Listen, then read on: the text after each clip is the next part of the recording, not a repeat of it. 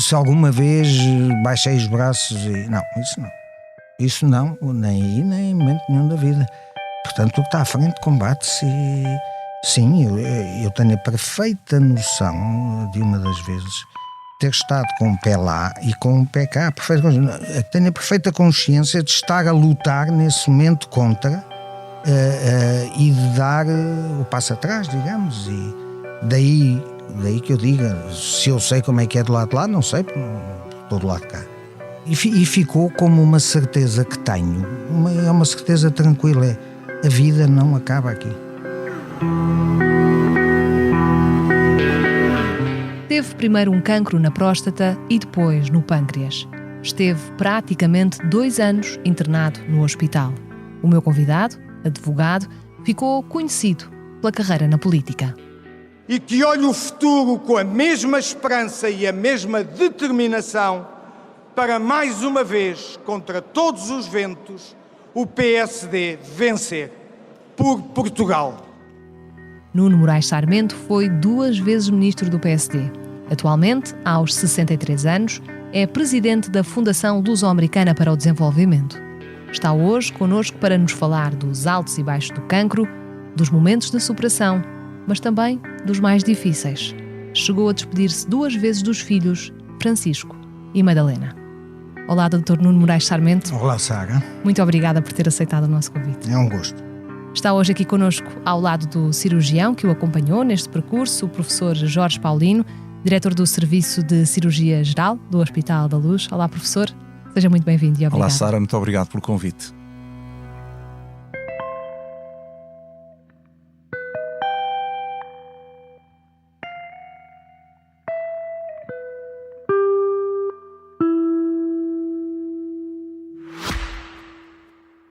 Este podcast SIC Notícias é só um de muitos que pode ouvir no site da SIC Notícias ou na sua plataforma preferida. Os melhores programas de televisão, a opinião que importa e ainda entrevistas exclusivas em podcasts originais. Onde e quando quiser, leve no bolso todas as conversas. Fique a par das últimas novidades em sicnoticias.pt/podcasts e nas nossas redes sociais. Vamos começar, Dr. Moraes Sarmento. Depois de ter tido um cancro na próstata e quando já estava a recuperar, começam a surgir outros sintomas e foi procurar ajuda médica. Foi acompanhado, mas teve muito tempo sem diagnóstico e os sintomas, no meio disto, iam-se agravando. Quando é que percebeu que a situação era grave?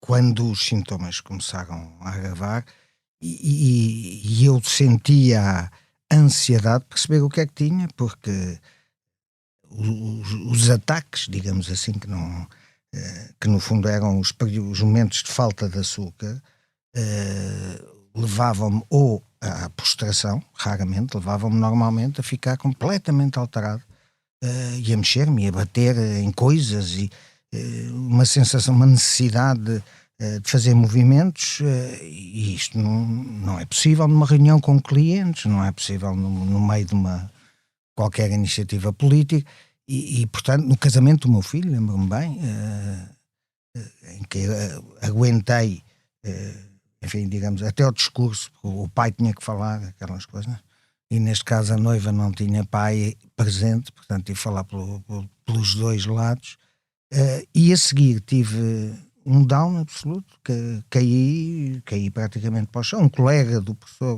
do Dr. Nabocassi, estava lá, e um irmão meu que é médico, mas absolutamente convencidos, aliás até hoje, de que qualquer outra razão me tinha, não sei, álcool, qualquer coisa me tinha alterado daquela maneira, porque lá está, a minha reação não era de prostração, era de movimentos descontrolados, etc. E portanto, quer dizer, chegado aí, eu já não conseguia trabalhar, não conseguia fazer coisíssima nenhuma, e portanto estava progressivamente desesperado, e felizmente uma pessoa amiga, uma rapariga amiga, disse-me: tente, fale com o professor João Raposo. Já me tinham dado muitas sugestões, eu nunca tinha seguido, mas fale com o professor João Raposo, que é o médico da Associação de Diabéticos, O que eu fiz, e ele em 3 semanas, espantoso. Mas Ele em até aí 3 achavam que o problema era qual? Não sabiam. Não sabiam. E o endocrinologista o que estava a fazer era uma espécie de eliminação de hipóteses. Estava a trabalhar eliminando hipóteses. Mas eu nunca percebi, francamente, não estava a tomar medicação, não nada. E portanto aquilo fazia-me cada vez mais confusão, aquele não tratamento, aquele não diagnóstico. E pronto, e quando a seguir o Sr. João Raposo me disse: olha, vai pôr uma coisa no braço, vai medir-lhe o açúcar durante 15 dias e não sei. E eu, pós isso, saberei ler, e isso ajuda muito. Eu fiquei a pensar porque é que a senhora nunca me mandou fazer isso durante 2 anos, não é? Tive a vida completamente desfuncionalizada, até profissionalmente. Chegou a desmaiar muitas vezes, a chamar o INEM? Eu não desmaiava, dava mais, era para ter esses espasmos, digamos assim. E depois depois havia momentos em que desmaiava. Acordei uma vez em São José, o INEM foi-me buscar a vários sítios. E pronto. E até ficavam surpreendidos com os níveis de açúcar no sangue. Sim.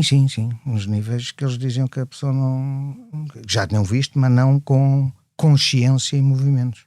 Depois, quando é que chega, de facto, o diagnóstico do cancro? Estamos a falar de que dia? Consegue-nos descrever quando percebe que, afinal, era um cancro? Para já, eu não percebi que era um cancro, disseram-me que era um insulinoma, que é um tumor no pâncreas, e eu não percebi que era um cancro. Eu achei que era, não sei, um pólipo qualquer maior, uma coisa assim, e portanto não tive a noção que aquilo fosse um cancro imediatamente. E a minha satisfação de ter diagnóstico, e mais ele disse: olha, a sequência disto tem que ser com cirurgião, e para onde nós dirigimos e quem recomendamos é o professor Jorge Paulino. E eu marquei a consulta e eu estava feliz de ter um caminho, ter um fim, de ver caminho, porque não via caminho. E depois foi rápido, depois foi tudo rápido, até à cirurgia. Professor Jorge Paulino, quando chega o Dr. Moraes Sarmento ao seu gabinete, estamos a falar de que tipo de cancro, em que tipo de fase, o que é que era preciso fazer para resolver esta questão? Primeiro tínhamos que o localizar dentro da glândula pancreática. O que é que eu quero dizer com isto? É um nódulo relativamente pequeno, muito difícil de diagnosticar por imagem. Digamos, como se costuma dizer, por vezes, em linguagem do povo português, arranjar uma agulha num palheiro. Portanto, às vezes é difícil. E no fim de outro exame de imagem que o Sr. Doutor fez, localizámos realmente o tal cancro, o tal insulinoma, que é um pequeno tumor produtor de insulina. A insulina é uma hormona que regula o açúcar no sangue, portanto tem um aspecto fundamental no nosso dia-a-dia. E o que é certo é que depois de fazermos o diagnóstico, tínhamos mais ou menos o plano terapêutico traçado. Que era um plano que passava só pela cirurgia? Só pela cirurgia. Só pela cirurgia e eventualmente depois para um rastreio posterior noutros segmentos da glândula pancreática. Mas o que é certo é que a partir do momento em que tivemos a certeza onde é que ele se localizava, delineámos a cirurgia. É sempre uma cirurgia que nós tratamos com imenso respeito, se bem que a nossa equipa tenha muita experiência nesta situação. Estas situações podem não ser lineares, como foi o caso precisamente do Dr. Nuno Moraes Sarmento. Mas deixa-me corrigir, o professor está a ser modesto, porque não era se me recordo, não eram 3 insulinomas ou 3 nódulos ou tumores, como quer, 2 de um lado do pâncreas e 1 do outro lado, o que complicava, porque tinha que atuar sobre as 2 pontas do pâncreas, e lá se fez. E fez 12 cirurgias, 16 anestesias gerais. Sim. Estamos a falar de 5 meses em cuidados 16 intensivos. anestesias gerais, não, porque algumas eram sedações mais simples, não eram anestesias gerais. Porque a certa altura eu tive um penso de vácuo, que é uma coisa que eu não sabia que existia, passei a saber, e esse penso de vácuo, para ser removido e substituído, o que tem que acontecer regularmente, obriga a ir à sala de operações e pôr a pessoa a dormir e fazer isso. Portanto, nas 12 há 3 que são mais simples e que são estas. O resto foi cortarem-me as postas, depois foram tirando o pâncreas aos bocadinhos, não é? E depois foi a vesícula, depois foi o baço, e depois não tiraram mais nada, porque, quer dizer, já não havia algodão que chegasse para tapar aquilo.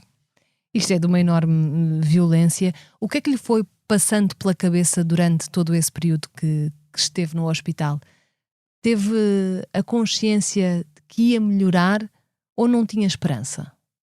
É um processo que não é instantâneo, quando uma pessoa tem isto. E está 5 meses no hospital e tem cirurgias sucessivas, elas, quer dizer, não estão programadas. Várias vezes não estavam programadas. Uma vez o professor não estava cá, foi o Dr. Carlos Ferreira que me agarrou, e foi um dos momentos difíceis, e portanto que também ele me safou, digamos assim. E portanto o estado de espírito não é vai sendo. Vai sendo, nós estamos sempre sem saber o que é a sequência, não é?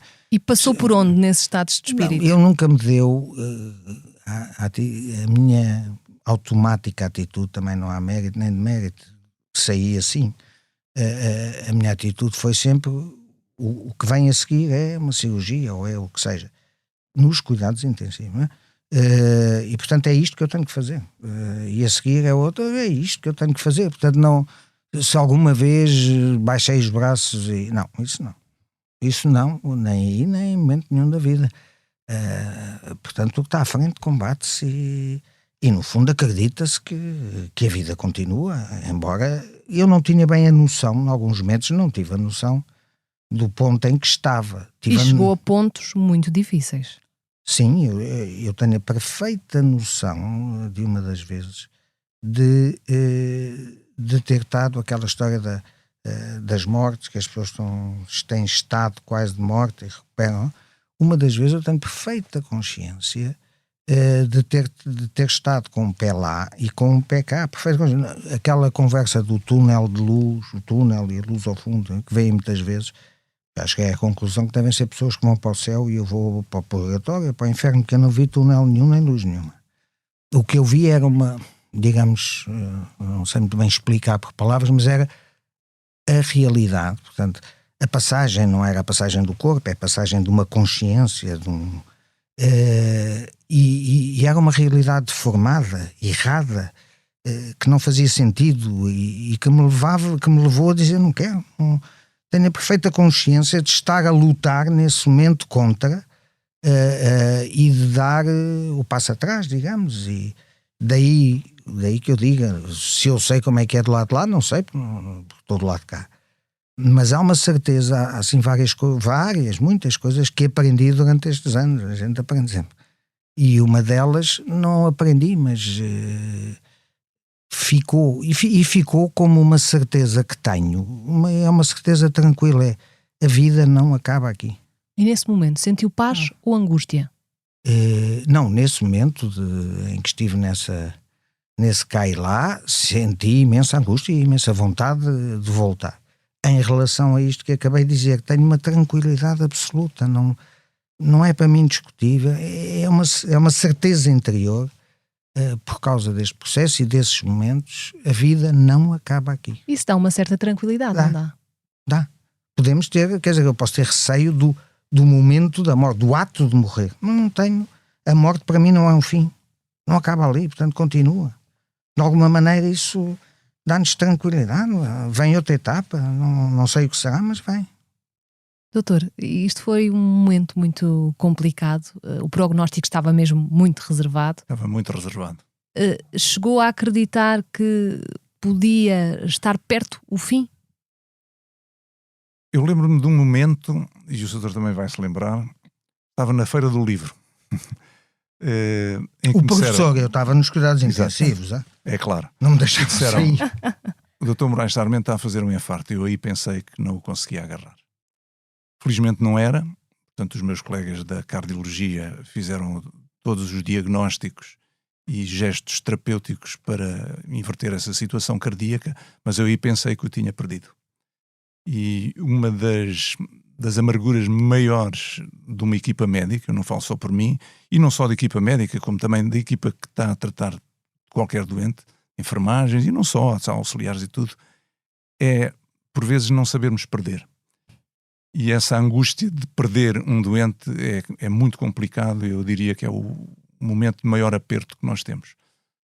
Mais do que isso, às vezes não há uma certa consonância em relação àquilo que nós pensamos, médicos e enfermeiros, e o que os doentes pensam. Às vezes os doentes pensam que estão numa situação crítica e nós temos uma consciência diferente. Tanto para um lado como para o outro. E isso é importante, esse diálogo constante, para sabermos em que posição é que nós estamos. Mas, obviamente, é fundamental nós, a equipa que está a tratar o doente, nunca perder a esperança e nunca desistir, ao mesmo tempo que, e o Dr. Moraes Sarmento espelhou isso bastante bem, o próprio doente não pode desistir. Porque se o doente não quer investir, nós não podemos fazer muita coisa. Também é muito difícil lidar com a questão das famílias, não é? Como é que se dá as notícias, principalmente quando elas são mais difíceis? Sobretudo quando são más notícias. Nesse aspecto nós tivemos a vida muito facilitada. Porque a família toda do Dr. Moraes Sarmento foi de uma correção extrema, e não só de correção, mas também de uma positividade que nos deu sempre muito alento e nos deixou sempre uma grande margem de conduzirmos a nossa terapêutica sem erros. Porque nós estamos ali no fio da navalha. Qualquer gesto que nós façamos ou que não façamos, às vezes é curioso que as pessoas pensam, tem que se fazer isto, tem que se fazer aquilo. Mas a terapêutica às vezes é não fazer esse gesto. Portanto, um passo em falso é um precipício. E sempre nesses momentos de maior aperto, nós tivemos sempre, nós, eu, o Dr. Moraes Sarmento e os meus colegas, todos numa equipa, estivemos sempre a remar para o mesmo lado e tivemos uma grande proximidade e uma grande ajuda da família, sem dúvida nenhuma. Dr. Moraes Sarmento, nestes momentos difíceis chegou a despedir-se dos seus filhos. O que é que recorda desse momento difícil? Antes disso, deixe-me dizer, eu estava a falar do resto do pessoal não médico que trabalha no hospital, e aquilo, a certa altura, eu ia para a sala de operações, não é? Lá para baixo, e aquilo tem um parque de estacionamento das camas primeiro, assim, uma sala grande, e aparece um parque de estacionamento, estão lá várias camas que vão para salas de operações, porque aquilo tem 13 salas. 16. Portanto, 16 salas, aquilo às vezes eram as camas todas, e depois vão dizendo um a um, e vêm-nos buscar da cama e levam-nos para aquele momento que os médicos, eu acho que não têm consciência, é o momento pior, e já constatei que é para toda a gente, é o momento em que nos tiram da cama, que apesar de tudo é a cama onde estamos deitados, a nossa caminho, e nos metem numa cama também, digamos assim, de ferro, por causa do sangue e dessas coisas, que é aquela onde vamos ser operados. Essa passagem, com o frio, com o desconforto, esse é o momento mais, para mim, mais complicado, porque a anestesia eles diziam sempre, aquilo, os cheirinhos, isto não é muito bom, o gosto e o cheiro, e eu dizia, é ótimo, dê-me mais, nunca tive problema nenhum por aí. Mas quando chegava a esse momento, lá a essa sala onde nos mudam de cama, as senhoras, eram sempre umas senhoras que lá estavam, outra vez, e dizia a outra, mas está com pior cara, o que é que fez? E na semana seguinte dizia, também não nos deixa, então vai outra vez. E aquilo era uma conversa que só acabou quando ele veio uma besnaga. Ele teve muitos episódios, mas um deles foi, ele veio uma besnaga grande, consegui escondê-lo ao tempo todo, até chegar a esse momento. E quando cheguei a esse momento, porque eu tinha uma certa, coitada, não tinha culpa nenhuma, mas tinha quase uma raiva àquelas senhoras, porque era aquele momento, e eu tinha que ter raiva a alguém. E era aquelas senhoras que, quando chegaram à passagem, eu não podia esconder mais aquilo, tirei aquilo, besnaguei aquela gente toda. Foi uma gritaria, mas vieram para os outros, mas o que é que se passa? Foi uma gritaria de um gozo. Isso houve várias. Também chamei a polícia, eu fiz várias coisas. Chamou a polícia? Mas também chamei a polícia. Porquê? Bom, nós estamos um bocadinho alterados, não é? E de início, foi relativamente ao princípio, e tem a ver com o professor. O professor tem esta cara, o professor não é uma pessoa que tenha uma cara permanentemente sorridente, pelo contrário, tem uma cara... Mas aqui está muito sorridente. Aqui está, mas tem uma cara... É pelo resultado. Trabalhar, tem uma cara muito circunspecta, de modo que eu via aquele senhor que me entrava, conhecia-o mal, com aquela cara circunspecta, de modo que houve um dia que eu, no meio dos... Ele vai-se medicando a pessoa que está nos cuidados intensivos, que aquilo, quer dizer, nem uma hora se aguenta, quanto mais meses de cuidados intensivos, não é? É muito complicado os cuidados intensivos. A gente vive-os minuto a minuto. As pessoas acham que só passou uma hora. Não, para mim passou uma eternidade. Cada minuto, eu lembro-me de contar os minutos e depois amarrado a certa altura, que é uma coisa que eu acho que devia ser proibido definitivamente, tem que ter outra solução. Porque amarrar uma pessoa à cama, ninguém tem, a não ser quem tenha sido amarrado, ninguém tem a noção do que é que isso representa. É mais difícil que qualquer cirurgia ou qualquer pós-cirurgia. As noites que eu passei, e amarravam porque eu tirava os tubos todos e arrancava, até as algálias eu conseguia arrancar. Era também para o proteger, não é? Está bem, mas é daquelas coisas que um dia a medicina vai arranjar outra solução, porque amarrar é medieval, amarrar as pessoas às camas. Eu lembro de estar e querer, ouça, e depois ninguém vem, e depois a gente chama o tempo todo. Então, mas quando é que chamou a polícia?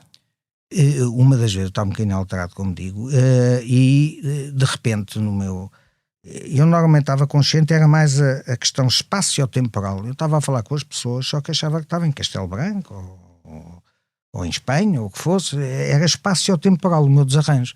Mas falava normalmente. Dessa vez, não sei porque, o professor tinha-me levado para uma casa onde havia uma espécie de um grupo de autoajuda, uma coisa desse tipo. E aquilo lá aconteceu, lá falava. E depois voltei e puseram-me numa monovolume, onde estava outro, pior do que eu, que esse estava pior do que eu. E aí eu pensei, mas de repente achei, já sei a explicação. O professor Paulino está-me a raptar, porque ninguém no hospital registou a saída. Portanto, ninguém sabe onde é que eu estou. Ele está-me a raptar.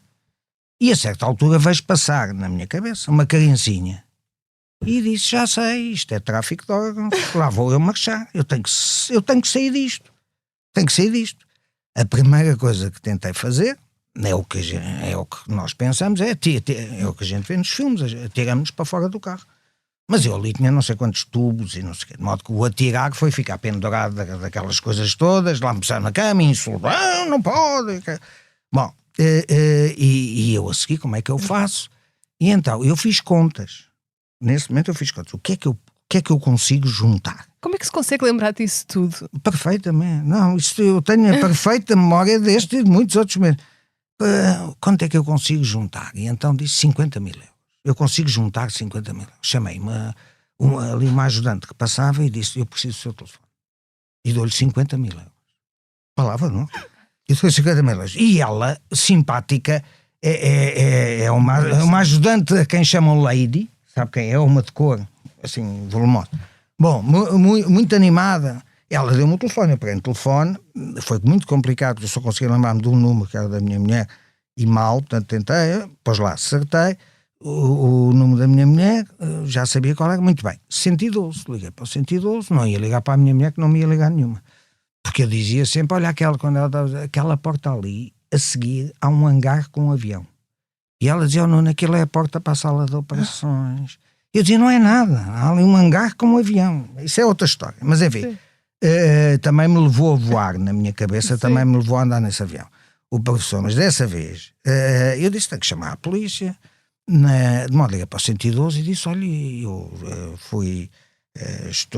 estou perto da Avenida do Restelo, não sei porque é que me deu, Avenida do Restelo, e estou mal, houve um carjacking, estou aqui, estou mal, venham, se faz favor imediatamente à minha broga.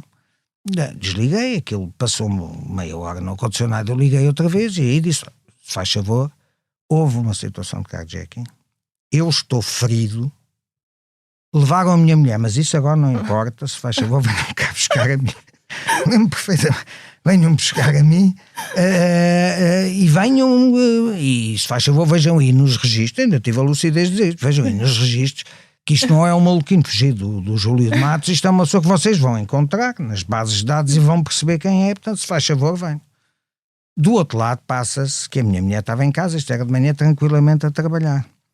E telefona-lhe uma primeira vez, deve ter sido o meu primeiro telefonema, a dizer, a senhora está junto do ferido. Junto do ferido? Não, eu estou a trabalhar. Então, mas não está com o seu marido que foi vítima de um assalto, ela não sei, vítima de um assalto e não sei. E a minha mulher disse, não, eu estou aqui tranquilamente a trabalhar sozinho. Eles desligaram, até que lhe ligam segunda vez. E a minha mulher estava sempre à espera que ligassem a dizer que eu tinha morrido, em bom português. Estava sempre com medo do telefone. Quando lhe ligam segunda vez, a dizer, aqui emergência médica. Mas já chega de brincadeira, desculpem lá, mas o que é que se passa para estarem aqui a fazer estes contactos? Não, houve uma situação de carjacking. O seu marido está consigo? Não, o meu marido está nos cuidados intensivos. Já está nos cuidados intensivos. O móvel 24 está a caminho. Ela só dizia, mas a caminho de onde? Ele está nos cuidados intensivos. Olha, resumindo, apareceram lá 2 polícias à paisana com um crachá de polícia que foram lá e disseram, olha, tal qual eu lhes tinha pedido. Eu disse-lhes, façam prova de vida, porque eu tinha medo que me raptasse, não é? Façam prova de vida, não vão na conversa de ninguém. E eles chegaram lá e disseram, fulano está aqui nos cuidados intensivos, nós temos que o ver. Não pode ver que ele está nos cuidados intensivos. Temos que o ver. Lá lhes puseram aquelas toucas que a gente vê na televisão quando vão visitar, quando vão fazer visita. Lá apareceram eles e vieram diretos com uma médica à minha cama. Eu olhei para eles, vi polícia pelo crachá, cumprimentei os 2, fiquei feliz, voltei para o outro lado, não é? Voltei para a cama que eu não... Voltei para o outro lado, tranquilo. E ficaram os bons dos polícias e a médica e aquilo tudo. Foi uma de várias. Sim. Doutor, isto foi um verdadeiro filme de ação. É verdade, é verdade. Isto foi um verdadeiro filme de curioso ação. porque eu nem sequer me apercebi destes pormenores todos. Mas é normal haver este tipo de alucinações em casos como Não é este? frequente de maneira nenhuma. Num caso como o do Dr. Nuno É Brás uma Sarmento, imaginação muito fértil. também, se calhar, mas numa estadia, uma permanência tão grande num ambiente de cuidados intensivos, eu acho que é perfeitamente plausível haver uma situação destas. E há mais uma que é curiosa, o doutor também se vai lembrar, que eu já agora partilho. Houve uma certa altura em que era preciso fazer um gesto terapêutico qualquer, ou mudar o penso de facto, ou fazer uma drenagem qualquer à cabeceira do doente, qualquer coisa do género, em que propusemos, doutor, hoje temos que fazer isto assim, assim. E o doutor dizia, eu estou farto disto, hoje não faço nada.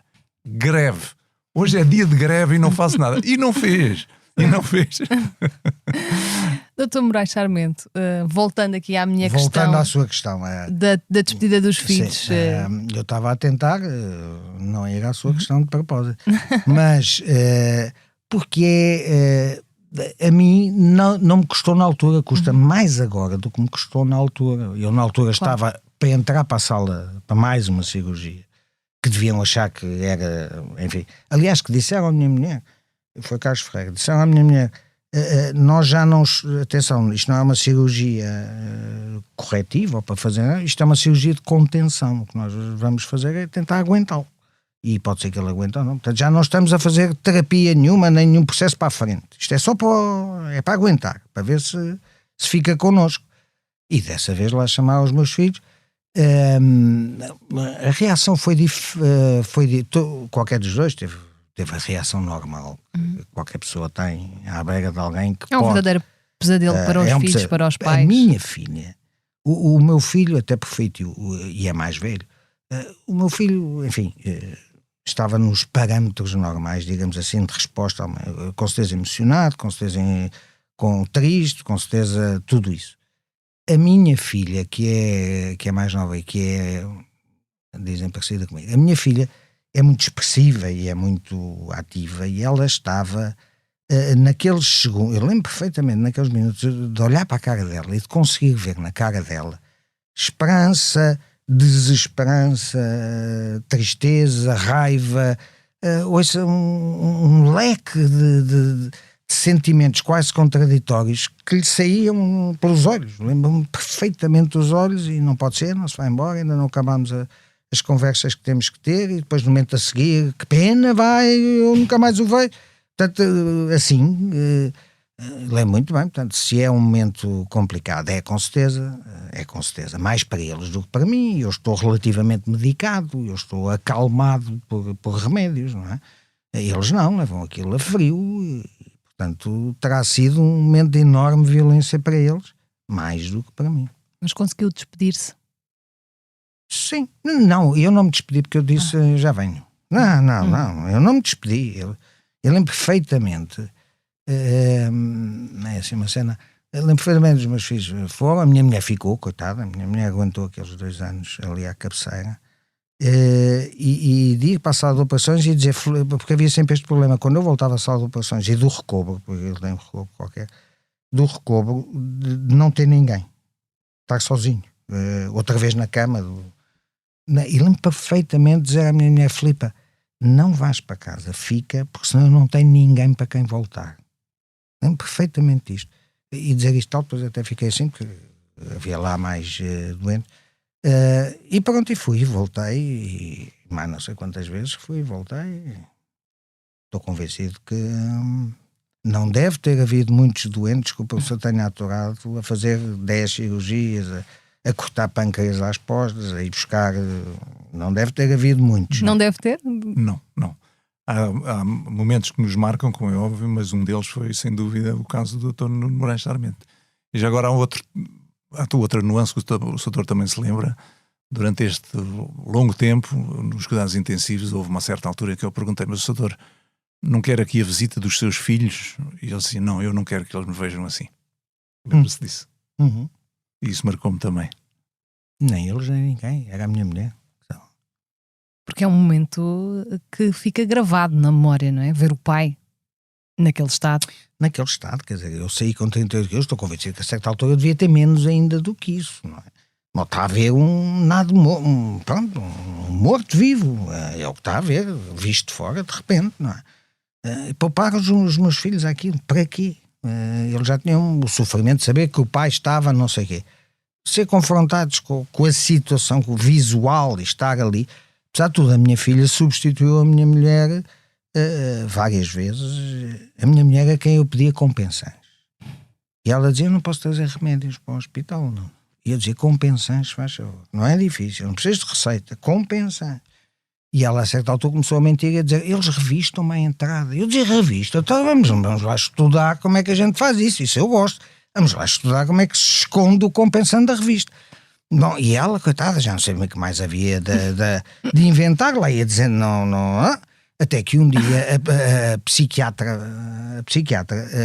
que ia lá volta e meia falar comigo, e eu dizia, nos cuidados intensivos, não me ponho um psiquiatra, eu não estou sequer em condições de saber onde é que está a minha psico, e agora vem o psiquiatra. Bom, mas a senhora é muito simpática, e um dia a minha mulher entra, chega lá, e a psiquiatra diz-lhe, trouxe os compensantes. Bom, a minha mulher passou-se dos carretos, e disse, mas eu estou num hospital e está-me a perguntar se eu trouxe compensantes. A senhora está a dizer, está a realizar. E ela ficou meio atrapalhada. Ele não deve poder tomar, porque ele anda a pedir isto há um mês ou há não sei quantos dias, não lhe dão, é porque não deve ser para dar. Ela voltou e a psiquiatra voltou e disse, pois, se calhar é melhor e tal, deixamos para a frente.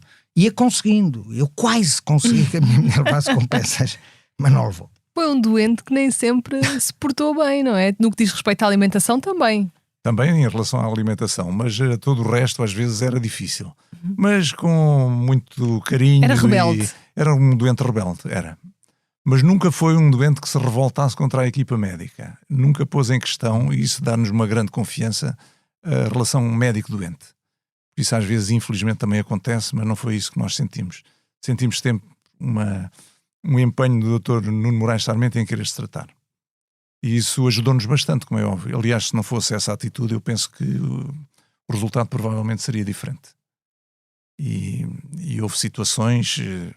Porque isto também não se resume só a um internamento. Isto foi mais do que um internamento. Estamos a falar de 2 anos no hospital, exatamente. Não é? Mas não foram seguidos. Não foram seguidos, mas foram 2 anos muito marcantes na vida, obviamente, do doutor e da família, mas em obviamente pandemia, da minha também e até na minha família também. Referir isto em pandemia, não é? Sim, acho que apanhámos a pandemia. Sim, apanhámos e muitas vezes tínhamos que andar sempre com as restrições do Covid, claro. Mas eu apanhei-me, isto porque houve um primeiro momento que eu estava em condições de ir para casa, fui para casa, era verão, cheguei a ir passar uns dias ao Barco à Vela de um amigo meu, e tudo correu bem, e eu disse, bom, isto correu bem, eu vou a Moçambique, porque eu tinha responsabilidades do escritório e minhas pessoais em Moçambique, e há que tempos que não ia lá e aquilo estava ao Deus dará. Eu só vou a Moçambique. Toda a gente disse que era uma estupidez ir para Moçambique. Eu perguntei ao professor, estou proibido de ir a Moçambique? E ele disse, não, pode ir. Quer dizer, pode ir, se quer ir, pode ir. Mas com todos os riscos que lhe disseram e todos os problemas que lhe disseram. Mas não tenho também razão nenhuma para lhe dizer não pode. Bom, eu fui e voltei de lá em pré-coma. Quer dizer, voltei de lá e no dia a seguir entrei em coma, entrei no hospital em coma, também porque aqueles azares dos Távaras, foi a única vez que eu me recordo, é um voo direto, Lisboa-Maputo, depois conseguiram perder uma mala. É uma coisa que eu sempre achei impossível, não me ocorreu, e eu levava na mala, porque a gente com a bagagem de mão, hoje em dia no aeroporto, aquela é uma chatice, e se eu fosse com os remédios todos, mais os pensos, mais aquela cangalhada toda, na bagagem de mão, eu ainda lá estava a esta hora a explicar aos senhores o que é que aquilo era. Portanto, eu disse, não estou para me chatear, meti tudo na mala. Cheguei lá e não tinha.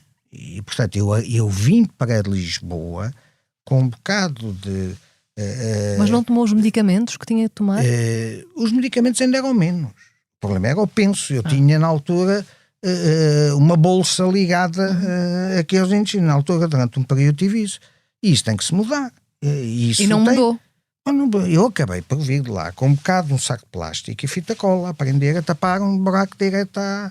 Foi assim que eu cheguei a Lisboa. É evidente que com tudo isto, não é? E eu vim direto, mal percebi que a mala estava perdida, vim direto, mas o direto foram 3 dias depois. E esses piorou? 3 dias, claro, não é piorei, entrei aos cuidados intensivos. E voltei aos cuidados intensivos, mais uma temporada. O que é que aconteceu aqui neste caso?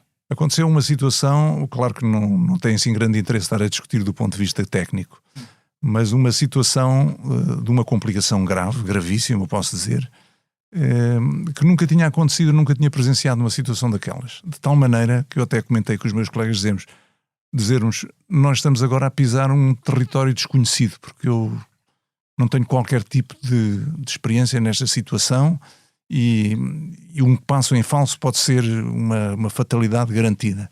Eu lembro perfeitamente nessa altura, e também partilhei isso com o Dr. Moraes Sarmento e com a família, eu ouvi a opinião de uma equipa francesa de Marselha, com quem eu me relaciono bastante bem, e descrevi todo o processo clínico. Eles também pouco sabiam desta complicação, mas mesmo assim orientaram-nos e concordaram com os passos que nós estávamos a dar. Houve certa altura em que nós tivemos uma ajuda preciosa dos enfermeiros especialistas em estomoterapia. Nós tínhamos infecções permanentes e infecções que corroíam vasos, corroíam estruturas da pele. Houve uma certa altura em que ali, perante os meus olhos, aquilo parecia aquele filme, passa a expressão, do Alien, em que nós não sabíamos como é que aquilo ia. Ali em uma questão de minutos. Eu nunca vi isto não está a acontecer. Fotografei tudo, mandei algumas fotografias destas para Marselha e eles também deram-nos algumas nuances do que é que nós não podíamos fazer. Fomos fazendo afincadamente os pensos, fomos tomando as atitudes, uma atitude multidisciplinar, onde é que se devia fazer determinado fármaco, onde é que se devia parar esta, a alimentação, porque realmente nós sabíamos que havia uma situação que nós chamamos de caquexia, em que o setor não tem massas musculares para combater esse tipo de infecção. Estamos a falar de uma pessoa com 38 quilos. Exatamente, e a cicatrização era uma situação desesperada, mas a pouco e pouco nós nunca desistimos, e o setor também não, isso é fundamental dizer-se, e a família também não, e a pouco e pouco isto durou ainda largas semanas, mas a pouco e pouco fomos vendo a chamada luz ao fundo do túnel, e isso deu-nos grande satisfação.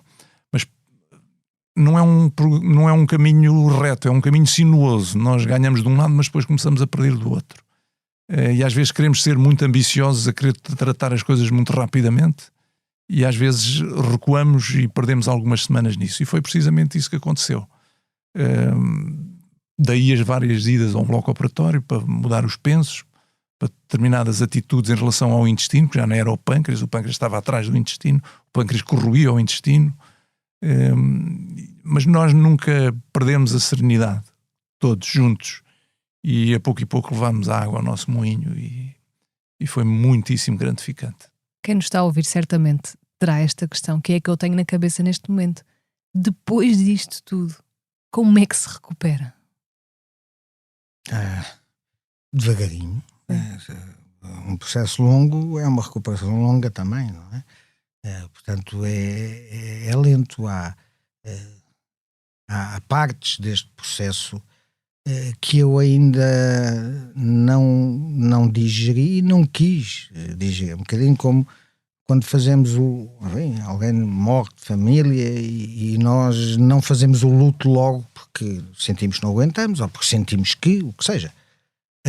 Que também já me aconteceu. E é por isso, foi um bocadinho assim, eu vim e não quis logo estar a olhar muito para trás, não quis logo várias coisas que tinham a ver com o processo. Deixei que elas, e foi o que aconteceu, que elas fossem vindo a pouco e pouco. As imagens, as memórias, e portanto deixei que isso fosse mais o que foi acontecendo do que eu a decidir fazer aqui assim uma espécie de catarse, uma espécie de... Não, deixei que isso acontecesse e eu falo deste lado, porque a parte física é talvez a menos importante, para mim. Foi a menos importante, é muito mais reconstruir. A gente sai 2 anos do convívio com os terrenos. Da vida, não é? E depois, ao fim de 2 anos, quer dizer, é um choque, tudo é diferente, mas pronto, foi muito lentamente, fisicamente, aliás, ainda longe de estar concluído. E essa catarse talvez acabe quando eu me decidi. Eu tive quase a fazê-lo, fiz um bocadinho e depois parei. Quando saí, pouco tempo depois, ofereceram-me um livro que é de um autor português muito conhecido que teve uma situação de cancro e escreveu um livro, foi o último da vida dele. E agora falha-me porque as 16 anestesias e tal, de modo que... e o livro chama-se Pós-Mortem em latim. E eu comecei a ler aquele livro, que é um livro pequenino, e quase, não é quase, peguei na caneta, peguei em papel, disse, eu tenho uma história. Não é tanta história para contar, não tinha nada a ver com o livro que ele tinha escrito, mas eu comecei a lê-lo e quase vieram os cheiros do hospital, os cheiros da sala, os cheiros daquilo tudo. E eu disse, eu sei o que é escrever, sei muito bem, não tem a ver sequer com a história, digamos, física deste processo, mas é outra coisa, e eu tenho que o escrever lá. E depois, estupidamente, não escrevi. Mas guardei esse livrinho porque tenho a certeza, eu disse, vou guardá-lo aqui, porque no dia em que eu ler mais 2 páginas, eu não o acabei, no dia em que eu ler mais 2 páginas, eu volto àquele espaço e àquele tempo, e nesse dia escrevo. E ainda não se sente preparado para isso? Não é tanto uma questão de preparar-se, sim, não é o tempo, porque é evidente que tanto tropeçamos e começamos de repente outras coisas e envolver-nos em... Porque voltou à vida ativa, não é? Sim, e portanto isso depois não permite, não é o espaço nem o tempo para fazer essa recuperação. Vou-a fazendo e falei e terminá-la provavelmente quando escrever qualquer coisa. E no meio dessa recuperação houve muitos momentos, muitos episódios, já falámos aqui de alguns, mas permita-me voltar aqui, professor, um bocadinho atrás, para o doente rebelde que era o Dr. Moraes Sarmento. E no que diz respeito à alimentação, quando começou a testar alimentos, se calhar não foram os mais corretos, não é? Exatamente, tal e qual. Nós tivemos a satisfação de nos apercebermos que o Dr. Moraes Sarmento recuperava o apetite, e houve uma certa altura em que tínhamos que passar realmente por uma alimentação oral. Ele comprometia-se a respeitar tudo, e às vezes não respeitava tudo, se calhar por bem. E toda a equipa dissemos, vamos fazer determinadas calorias, determinada composição dos alimentos e tal, mas agora, a pouco e pouco, se calhar vamos permitir algum alimento que venha de fora, que não é de maneira nenhuma a política de qualquer hospital. Sim, senhor. Qual não é o nosso espanto quando nós nos apercebemos que o primeiro alimento que o Dr. Nuno Moraes Sarmento consumiu na íntegra foi uma box, eu penso que é o Big Mac, não é? Do McDonald's, em que, entre aspas, devorou de uma ponta à outra e alguns colegas, nomeadamente da medicina interna e da nutrição, disseram: aquele agora vai ficar com uma gastroenterite, isto é uma grande responsabilidade, meu Deus, é uma temeridade. Mas o que é certo é que esse episódio faz-nos sorrir, mas também faz-nos criar uma certa um bom humor, digamos assim, porque foi ultrapassado numa fase que quanto a nós foi crucial. E a partir daí também foi fundamental, porque o Dr. Moraes Sarmento começou a ter autoconfiança na sua recuperação. E a beber de vez em quando um small de laranja. Exatamente. Eu nunca percebi bem essa do small de laranja, mas nem o que é eu, certo é que... Nem eu, deu-me para ali. Eu hoje em dia não bebo, é raro beber um small de laranja, voltei a beber porque me lembra a laranjina C. Sim. Aquela antiga do nosso tempo, é por isso. É um bocadinho aquele, à procura daquele gosto, mas lá no hospital, a partir daí foi caldeirada, arroz de polvo, saiu, nem tudo aquilo que eu gosto, aquilo entrava. Um rapaz, meu amigo, enfim, que eu acompanhei há muitos anos, que tem um restaurante, que é o Salsa e Coentros, que é de comida alentejana, e então o meu filho passava lá, ele dava um dia era empadinhas, outro dia era patê, aquilo ia andando de modo. Essa parte foi mais simpática. E aquele hambúrguer, soube pela vida? Não, isso soube, houve várias, aquele small de laranja primeiro que o professor me deu, pois, soube-me como não me recordo de alguma vez outra bebida me ter sabido, soube-me extraordinário. Isto foi sempre com a cumplicidade de pessoas de fora, sobre o que eu queria dizer que para mim é importante. Eu senti durante aquele processo, quando não estava enfim, aloado, ou quando não estava no Japão, porque eu também achei a certa altura que ia à China, que havia uma passagem para a China e que o professor demorava muito no avião para lá chegar, e que, enfim, não interessa, eu podia estar aqui a contar histórias. Sim. Ou o doutor Roquete, isto merece mesmo um livro, que lá foi visitar-me, que eu mandei o doutor Roquete, que fundou o Hospital da Luz, mais ou menos, foi o fundador, e que teve uma situação de pâncreas. Professor Roquete. E que lá foi e disse: sabe quem eu sou? Não fazia a menor ideia, mas disse-lhe: sim, venho aqui visitá-lo porque me pediu fulano e cicano, amigos comuns. E eu, na minha cabeça, estava a ser nesse momento abandonado, portanto era recorrente esta ideia, abandonado, porque iam todos de fim de semana, os enfermeiros e os doentes, para a Praia Grande, tinha uma casa de fim de semana. Praia Grande, na Praia Grande, ou Praia das Maçãs, por aí. Sim. E eu estava a ficar sozinho. E eu a dizer: mas isto não pode ser, fico sozinho. De modo, quando entra o professor Roquete, ele apresentou-se aquelas coisas todas, e eu disse: muito bem, pode chamar alguém. E ele dizia: mas chamar quem? Não interessa, chame-me alguém. E ele dizia: mas explique-me. Não explico nada, se faz favor. E o pobre do homem saiu às arrecuas, sem saber o que é que havia de fazer, nunca mais lá pôs os pés, como é evidente. Mas, porque espaço, mas dizia eu, quando não estava espacialmente alterado, eu tive em vários momentos do processo a sensação quase física, estranho dizer isto, mas é assim, quase física, das mãos, por imagem, das mãos que as outras pessoas tinham a segurar-me. Mas quase física, de que eu estava a ir ao colo de quem estava a pensar, ou a rezar, ou a pedir, ou o que fosse, de quem estava comigo. E isso, até hoje, eu acho que essa sensação não foi uma mera sensação. Eu acho que foi assim. Portanto, que há uma parte do eu estar aqui que não é minha, é dos outros. É dessa rede. Rede de apoio. Exatamente. E agora? Como é que está a situação? Estamos em que ponto? Agora estamos graças a Deus, em ponto morto, no sentido de não há mudança nenhuma, não há nada, nem marcha atrás, mas agora é vida normal. Sendo que eu fisicamente não estou completamente recuperado, pois já tomo não sei quantos remédios por dia, que é uma coisa que me incomoda.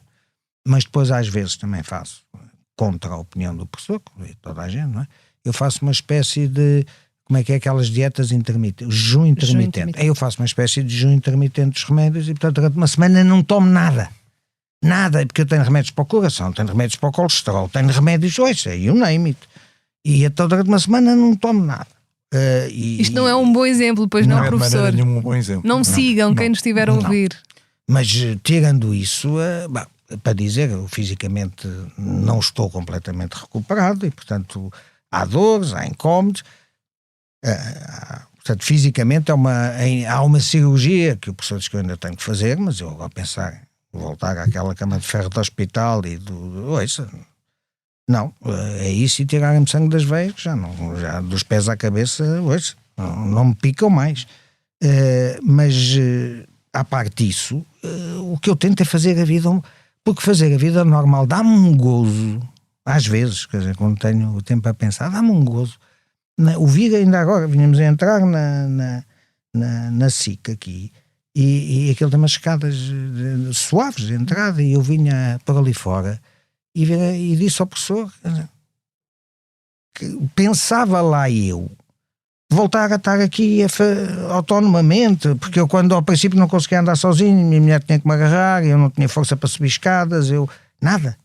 E portanto fazer o que você faz todos os dias, porque nós de facto todos os dias, eu acho, não realizamos e não damos graças a quem entendamos está por cima, do quanto é um milagre nos milhares de sistemas que nós temos aqui, isto bater tudo certo para nós termos um dia normal, ir à rua, trabalhar, voltar para casa, o quanto isto é precioso e improvável. E essa é uma consciência que eu ganhei. Portanto, um dia normal, de repente, se eu paro para pensar, pode ser para mim um dia de extraordinária satisfação. Então, que conselho daria a quem acaba de receber um diagnóstico de cancro? Que é uma etapa que passa.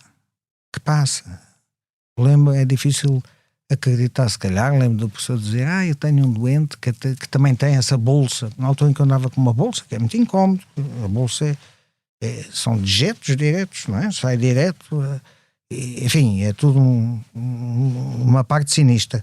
Mas e o professor me dizer, tenho um doente que faz 50 km de bicicleta por dia, não meio de esquecer desse exemplo, e que faz mais não sei quê, e eu pensei, 50 km, não vai ser possível.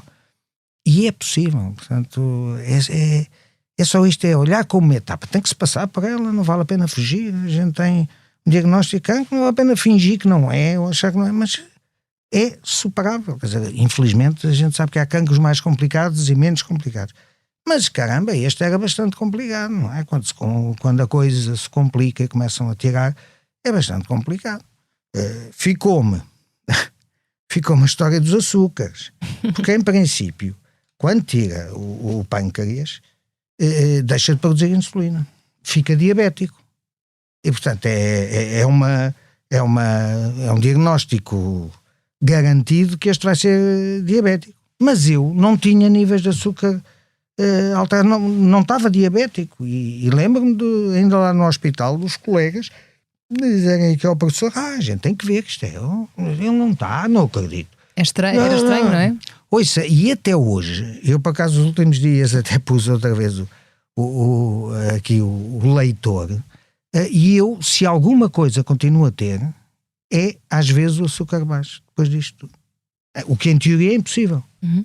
Que em teoria é impossível, porque eu não tenho pâncreas. Deixe-me só então esclarecer, se em teoria é impossível, o que é que está a passar aqui? Não é impossível, porque o Dr. Moraes Sarmento tem pâncreas. O Dr. Moraes Sarmento tem pâncreas, só que muitas vezes com aquela digestão da glândula pancreática e dos tecidos todos à volta, nós não conseguimos identificar exatamente onde é que ele está.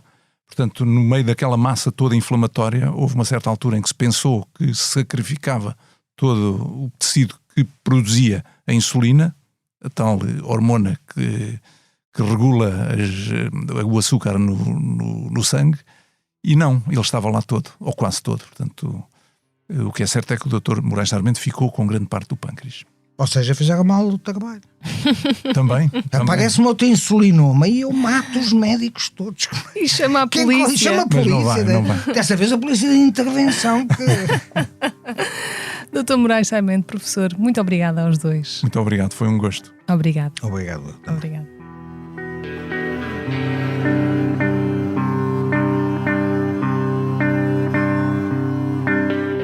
Tem Cancro e Depois é um podcast da SIC Notícias com sonoplastia de Gustavo Carvalho, fotografia de Matilde Fieschi e Nuno Fox, com apoio à produção de Joana Henriques e João Filipe Lopes. A coordenação é de Joana Beleza e a direção de Ricardo Costa. A música deste podcast foi cedida pelos Dead Combo em memória de Pedro Gonçalves. Eu sou a Sara Tainha. Ouça e subscreva este podcast na plataforma que mais gosta, avalie e envie-nos os seus comentários. Se quiser saber mais sobre este tema, vá ao site do Tem Cancro e Depois e veja reportagens e artigos.